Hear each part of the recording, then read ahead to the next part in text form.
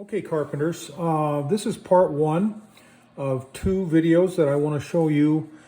This is actually two videos that will be talking to you about how to make your own carpenter square if you don't have one out of cardboard. And so what I have here is a square of cardstock that I'm going to use to make one of two different types of squares that you can use for the projects in week 1 and week 2 of this class.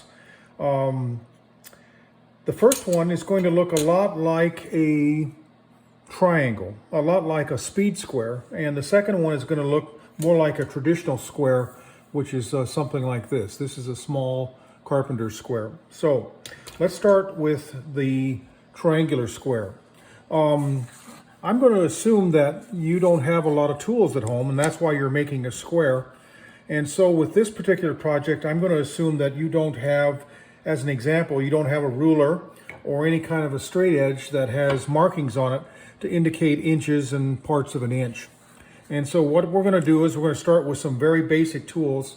For drawing straight lines, I'm going to use a piece of wood. And I'm going to look at this square stock, or this cardstock here. I'm going to try to find the corner which is the straightest in terms of being a 90-degree angle. And it looks like this corner right up here would be the best. And so what I'm going to do is I'm going to make this the heel of my square. And I'm going to go ahead and draw a line from here to here that I'll then cut off and make that triangle I mentioned to you before. So I'm going to use my board again that's nice and straight. And I'm going to go from one corner to the other corner, and in this time I'm going to go ahead and draw a line with my mechanical pencil.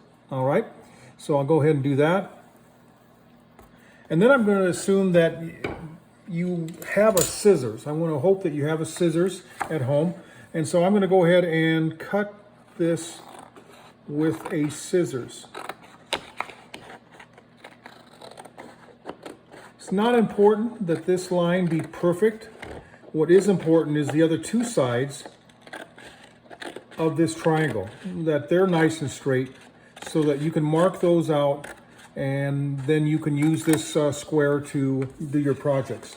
So I have this triangle now, and the next thing I need to do is I need to mark increments across this edge and across this edge.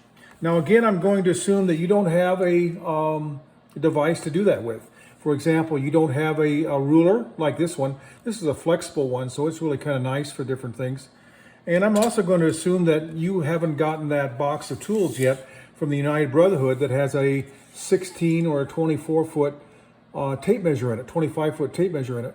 And it doesn't have these markings on it. So again, what do we do? Well, one way of doing it is to use one of a device like this, and that's a compass.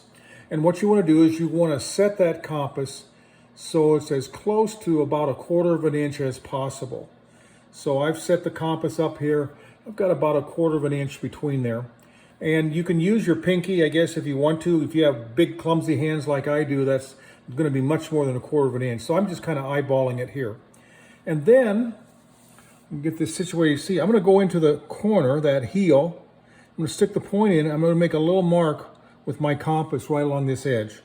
And then I'm going to go ahead and move my point to that mark, and I'm going to make another mark. And I'm just going to continue all the way across this edge, or close to all the way across, and make marks all the way. And I'm not going to do it today because of time, but I would go ahead and do that on the other edge as well. The thing you want to have is at least 20 to 25 increments. And that way you will have the capacity that you need to do all of the projects that will be assigned to you in week 1 and week 2 of this class. So I'm just going to continue on, and I'm trying to be as accurate as possible. I'm just going to go along here and make marks based on the increment I've established with my compass. Now, if you don't have a compass, there's another way of doing that. There will be a compass that'll be in your kit, but in the meantime, if you want to make one of these triangular shaped squares, you can do it with just a small piece of cardstock. So when I get done here, I'll show you what I mean by that. So I'm getting close. I've just got a few more increments to do, and then I'll go ahead and finish this side up. And when you make your square, you'll do the same thing, but you'll do it on both sides. So I'm very close. You don't have to go all the way to the end if you don't want to, but the more increments you have, the better. And I'm almost there. And I'm going to put one more. Okay, so basically I've got small marks going all the way along that edge. And I would do that on the same, I would do the same thing on this edge as well, but I'm not going to do that today. Now, what I mean by if you don't have a compass is use a little tab of cardstock and make sure it's about the same size as what you did with the compass, which it is. And then go ahead and lay that on the opposite side if you want to use it there, and if you want to use it on both sides, but lay it there and then make a mark, and then move that cardstock and make another mark, and continue on down that side just like you did with the compass. Okay, so that'll work if you don't have a compass. The one last thing I need to do on this side though is I need to change the length of some of these lines. So I'm going to start with this one. That's the first fourth of an increment. Then this next one is going to be half an increment. Let's say we'll just call it an inch. So the first is a quarter of an inch. The second one would be a half an inch. This would be 3/4 of an increment or an inch.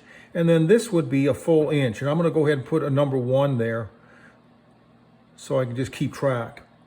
And then you would go to 1 1/4 inches, and then 1.5 inches, make that a little bit longer, 1 3/4 inches, and then this would be, this long mark would represent, really long mark would represent 2 inches.